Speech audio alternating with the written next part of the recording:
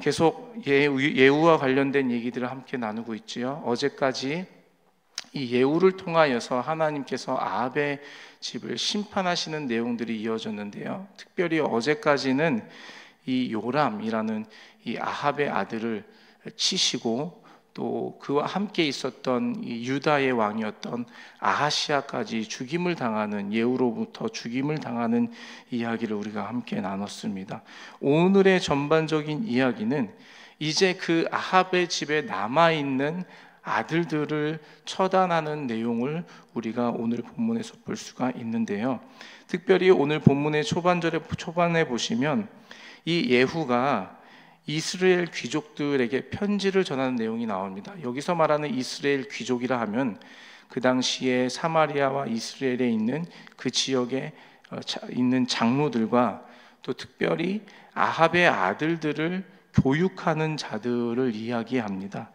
그 이스라엘 귀족들에게 편지를 예후가 보내게 되는데요. 그 편지의 내용이 무엇입니까? 바로 아합의 아들들 중에 가장 어질고 정직한 자, 우리말로 하면 가장 똑똑하고 가장 왕이 될 만한 아들을 정하여서 선택하여 그를 왕으로 세우고 나를 대적할 사람들로 군대를 꾸려서 나와 대적하자, 나와 대결하자, 이러한 편지의 내용들을 이스라엘 귀족들, 당시의 장로들과 그리고 아합의 아들들을 교육하는 자들에게 편지를 보내게 됩니다. 예후가 보낸 이 편지를 받은 이 이스라엘의 그들은 그 편지를 받고서 두려움이 떨렸어요. 왜냐하면 이미 이 예후를 통하여서 그 요람도 죽고 그리고 유다의 왕 아하시아도 죽은 일들을 이들이 잘 알고 있었기 때문이죠.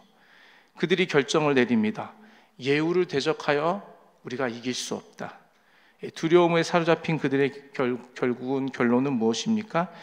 우리가 너희와 대적하지 않겠다. 우리는 당신의 종이다 라고 하면서 당신이 원하는 대로, 명령하는 대로 우리는 따르겠다라고 두 손 두 발 들고 이제 항복의 의미를 전하게 되지요. 그 편지의 그 의견들, 그들의 그 마음을 알게 된 이제 예후가 이제 그 이스라엘 귀족들이 그런 명령하게 되죠. 어떠한 명령입니까? 너희들이 내 종이 되겠다고 한다면 그러면 지금 남아있는 아합의 70명의 아들들을 다 죽이고 그 머리를 베어서 내일 이맘때에 가지고 나오라 라고 명령하게 됩니다. 그리고 그 장로들과 그 아들들을 교육하던 자들이 예후의 명을 따라서 아합의 모든 자손들을 죽이고 그들의 머리를 예후에게 보내게 되지요. 이로 인하여서 이 하나님께서 엘리야 선지자에게 말씀하셨던 이 아합 가문에 대한 예언의 말씀, 그 저주의 말씀이 그대로 그 말씀대로 모두 이루어지게 됨을 우리가 볼 수 있게 되는 것이죠. 하나님 말씀대로 아합의 모든 자손들이 죽임을 당하여 이제 아합에게 속한 자들은 하나도 남지 않게 되었다라는 것이죠.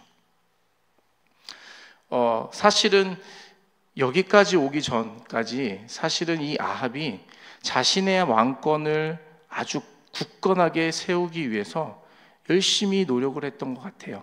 오늘 본문에도 보시면 이 아합이 자신의 왕권을 쭉 지속적으로 지키기 위해서 했던 일 중에 하나가 바로 자기의 아들들을 특별하게 교육을 하고 있었다는 것이에요. 자신의 아들들을 구별하여서, 자신의 왕자 된 아들들을 구별하여서 왕실에서 특별한 교육을 하고 있었다는 것은 앞으로 자신이 죽고 난 이후에도 이 가문을 통하여서 이스라엘 왕권을 굳건하게 지키기 위했던 그 아합의 노력을 우리가 볼 수 있다는 것이죠. 이러한 사실은 그때 당시에 이스라엘의 소수의 하나님을 섬기고 있었던 자들에게는 아주 좋은 소식이 아니죠. 불행한 소식이었죠. 그들은 어쩌면 아합이 죽으면 이스라엘이 정상적으로 하나님을 온전히 섬길 수 있을 것이라고 기대하는 사람일 수도 있었을 것이에요. 그래서 그들은 어쩌면 아합이 죽기만을 기다리고 있었을 수도 있었죠.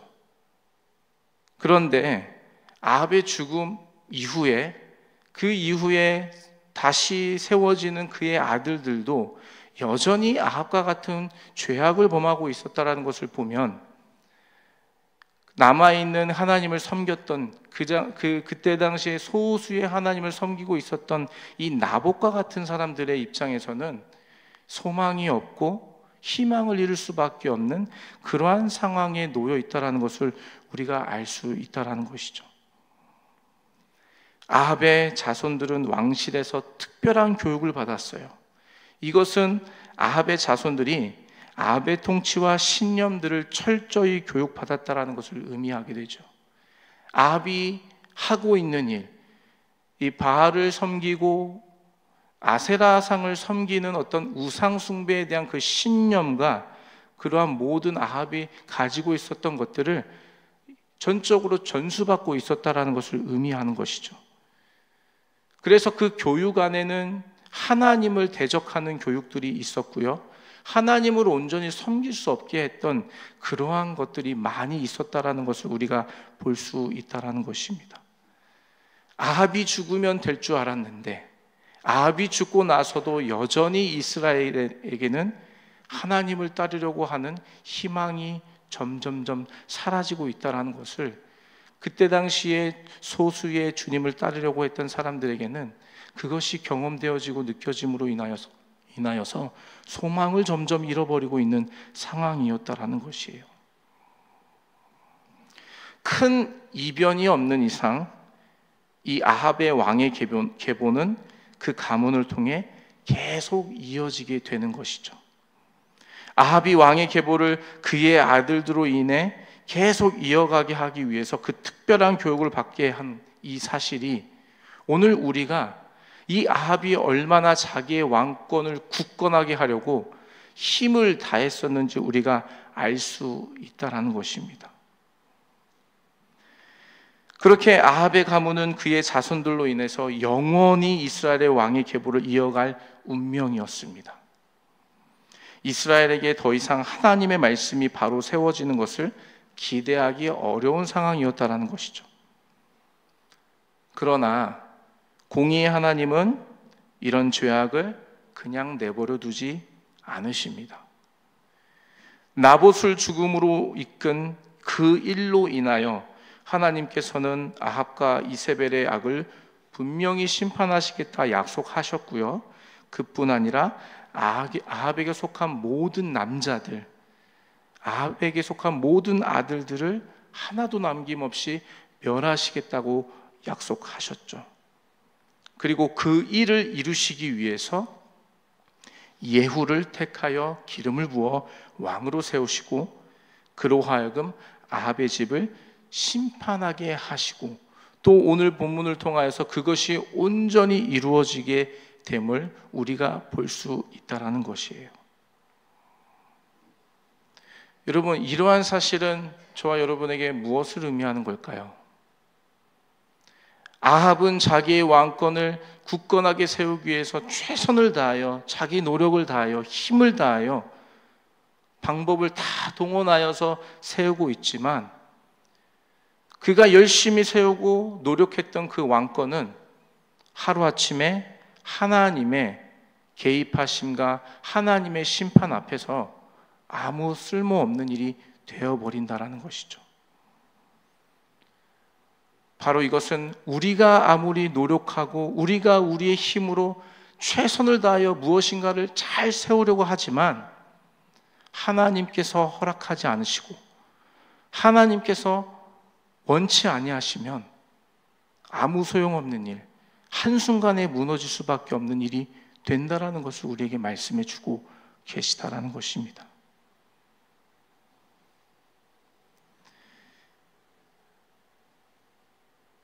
에베소 교회의 그 신학 성경 보시면 이 계시록의 7교회에 편지하는 내용들이 있죠. 그 내용 중에 에베소 교회 편지의 내용들을 보시면 주님께서 에베소 교회를 칭찬하시기도 하시지만 결정적으로 한 가지를 책망하십니다. 그 이유가 무엇인가? 그 책망의 이유가 무엇인가라고 봤을 때 바로 그 처음 사랑을 잊었다라고 얘기하시면서 책망하셔요. 그러시면서 그 에베소 교회에게 아주 단호하고 아주 강하게 주님께서 경고하시는 내용이 무엇인가라고 봤을 때 네가 어디서부터 떨어졌는지 생각하고 회개하고 그래서 그 처음 행위를 다시 가지지 않으면 촛대를 옮기시겠다고 주님이 말씀하십니다. 촛대를 옮기시겠다.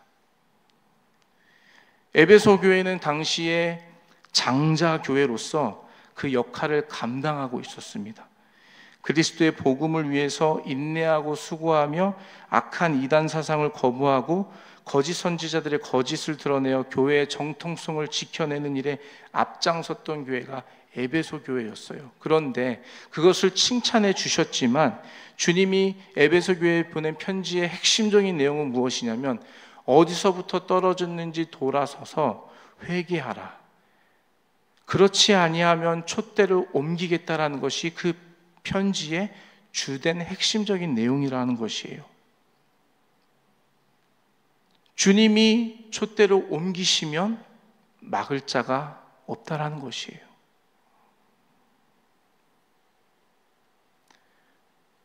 이스라엘 많은 왕들은 하나님의 기름을 부음 받아 왕으로 세워졌습니다. 주님의 선택을 받아 왕으로 세워졌다는 것은 정말 대단한 은혜 아니겠습니까? 그런데 그곳에서 그 자리에서 하나님을 온전히 섬기지 못하고 하나님을 의지하지 못한 채 다른 헛된 우상을 섬기고 다른 헛된 것을 하나님보다 더 사랑하는 것으로 인하여서 그 모든 자들은 하나님으로부터 버림을 받게 되었다는 것이에요. 마치 에베소 교회에 경고하시는 그 주의 말씀처럼 촛대를 옮겨버리시면, 주님이 그곳에서 촛대를 옮겨버리시면 막을 자가 없다라는 사실 아니겠습니까? 어디서부터 잘못됐는지 생각하고 회개하지 않으면 촛대를 옮기겠다. 주님의 이 말씀은 이때 당시에 아합이나 에베소 교회에게만 주시는 말씀이 아니라 저와 여러분에게 동일하게 주시는 말씀이 아닌가 싶습니다. 구약의 사울왕 여러분 잘 아시죠? 사울왕은 어떤가요? 사울은 이스라엘의 초대 왕이었죠. 특별히 하나님의 선택을 받아 기름 부음 받아 왕이 된 자입니다. 그런데 여러분 잘 아시다시피 그의 마지막이 어떠한가요? 그도 하나님의 말씀을, 명령을 지키지 않고 그 말씀을 버림으로 인하여서 하나님께 버림받지 않았습니까? 버려지게 되었다는 것이에요. 하나님의 선택을 받아 하나님의 일을 감당하지만 하나님을 사랑하고 주의 말씀을 사랑함이 없는 자들, 결국 주님은 그곳에서 그 촛대를 옮기시는 것을 우리에게 분명하게 말씀해 주고 계시다라는 것이에요. 결국 사울 왕에서 그 왕위를 빼앗아 다윗에게, 그때 당시에 아무것도 모르는 양치는 소년인 다윗에게 그 왕권을 넘겨주시는 하나님의 모습을 우리가 잘 알고 있지 않습니까? 이것은 우리에게 무엇을 말씀하시는 걸까요? 우리가 아무리 지키려고 하고 수고하고 노력하고 빼앗기지 않으려고 열심을 내서 지키려고 한다 할지라도 주님이 옮기시면 막을 자가 없다라는 것이에요.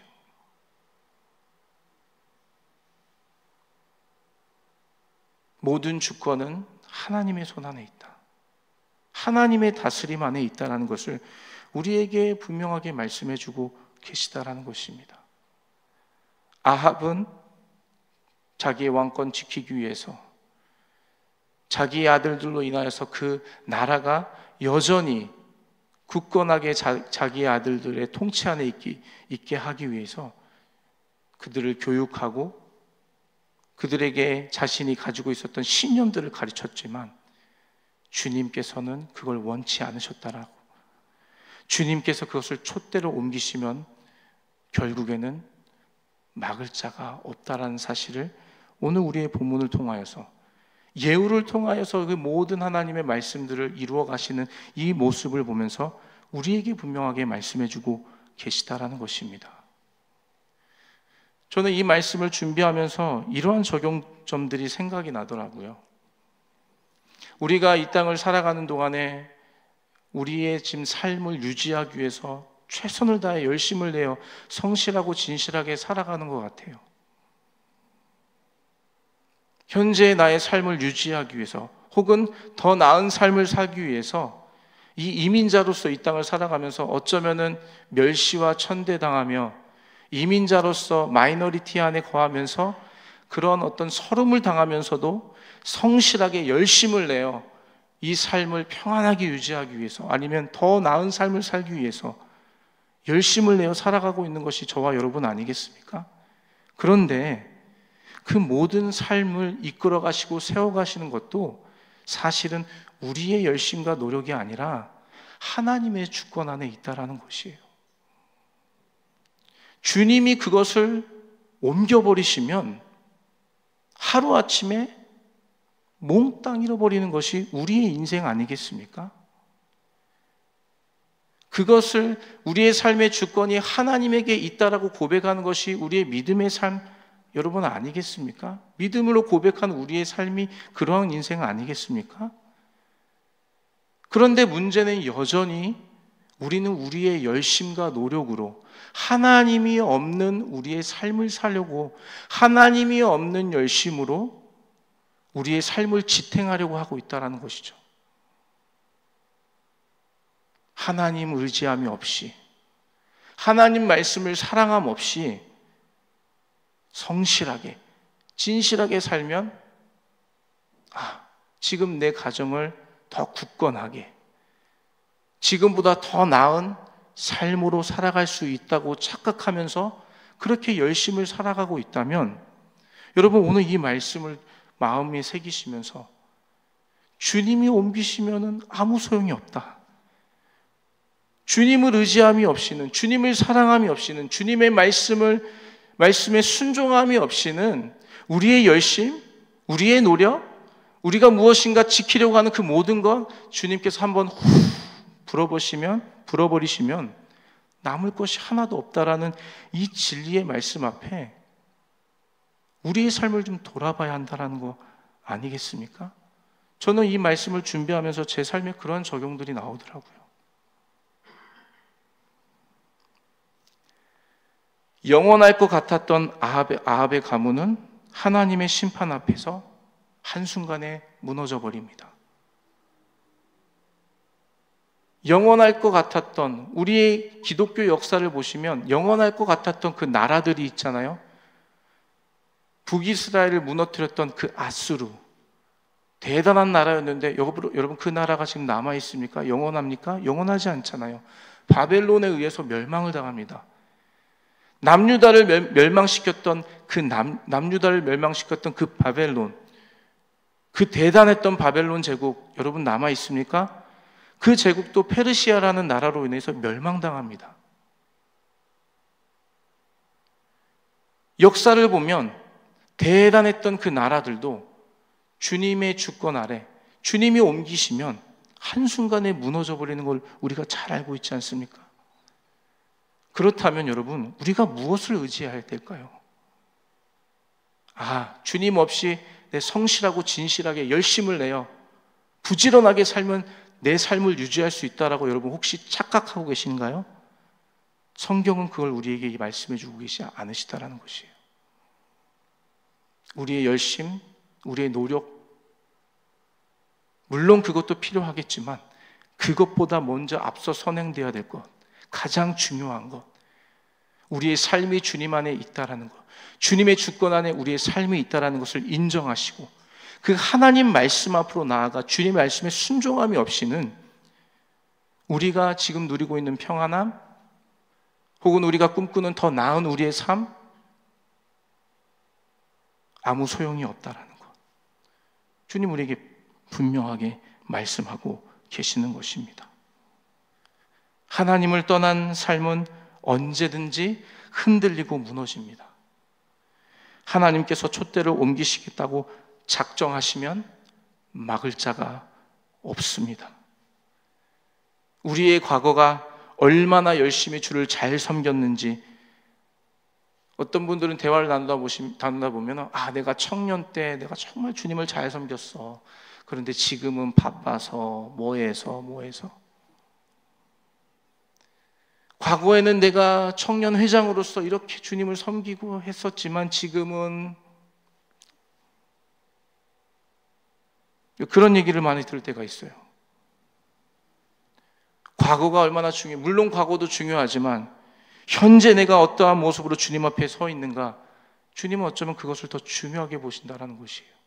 오늘 나는 과연 주님의 말씀을 사랑하고 주의 말씀에 순종함으로 살아가고 있는지, 아니면 여전히 과거의 그때 한때에 주님을 사랑하고 주님을 섬겼던 그 모습을 여전히 거기에 머물러 있으면서 살아가고 있는지, 말씀을 통해 우리 스스로를 돌아봐야 한다라는 것이죠.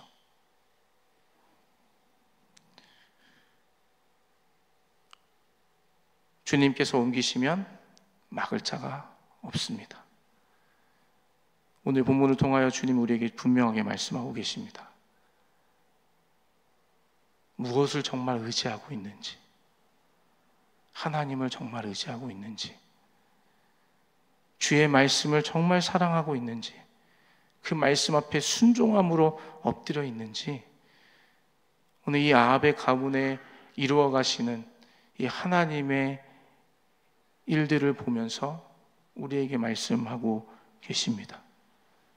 바라옵기는 저와 여러분, 이 아합처럼 어리석은 자로 살지 않고 하나님 말씀 앞에 순종함으로 내 의지와 노력과 힘으로 살아가는 것이 아니라 하나님을 사랑하고 주의 계명을 지키며 순종함으로 살아가시는 저와 여러분 되시기를 주님의 이름으로 축복합니다.